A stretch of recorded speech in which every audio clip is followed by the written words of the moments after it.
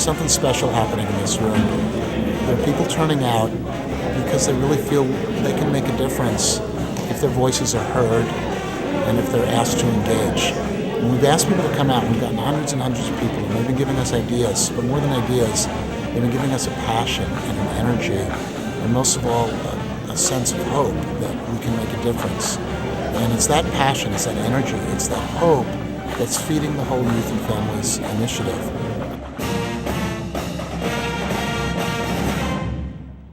So here's what we're going to do. In these small groups, you're going to be asked to answer some questions. You're going to elect a delegate to a Youth and Family Congress later in this year, which will be held at Seattle Center. This is our 4th town hall meeting. We've had over 200 people at each one. We're going to hold 75 to 100 small group meetings. And that Youth and Family Congress will pick priorities and give direction. And with the other co-chairs, those co-chairs will then begin developing new changes in laws and policies. And we will ask, as a result of that direction, we will look at how we spend our money in the city, in our Human Services Department, in our Police Department, in our Department of Neighborhoods. We'll ask how we spend our money. It'll inform how we put money into the Families and Education Levy, which is up for renewal next year.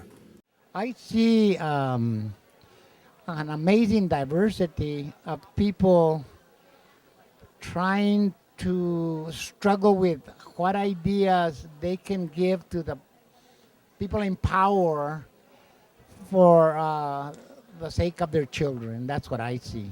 All right, Denny Middle School, West Seattle, now it's your turn. As Mayor McGinn has said, it's up to us. Let's discover the possible. Let's stop saying we can't and start talking about what we can do. Let's take the next hour to work together with your facilitators to bring forth your ideas about how we can make real change to support our youth and families in Seattle. And then we really got down to the dirty work and started really talking about what we envision Seattle to look like in 5 years in terms of what the climate will be like for our kids and students especially. And then we moved into talking about sort of what barriers blocked us from getting to that place.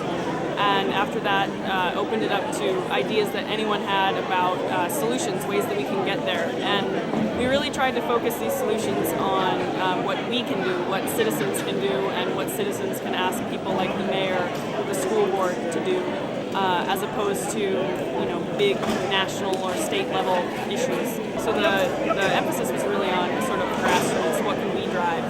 I really wanted to appreciate parents who participate tonight, who came to Denny Middle School, who wants to raise their voice, sharing their idea, and I'm hoping this to be continued. Tonight I didn't hear anything that I don't think people were talking about 20 years ago.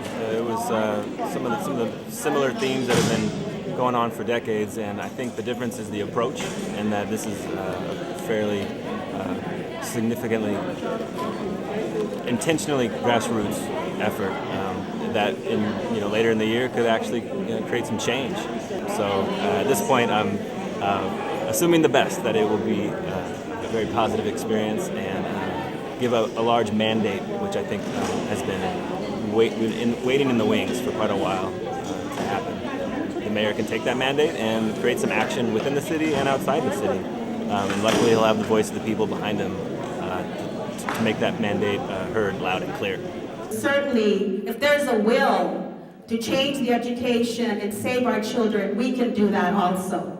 So please part of it, so your ideas and opinion can be heard, so it can be incorporated into this planning and then development of plans for the city or wherever you live in this neighborhood.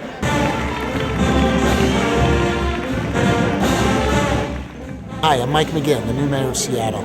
You saw the energy here. We really want you to be part of it, because that's what it's going to take to make Seattle the best place possible to raise kids.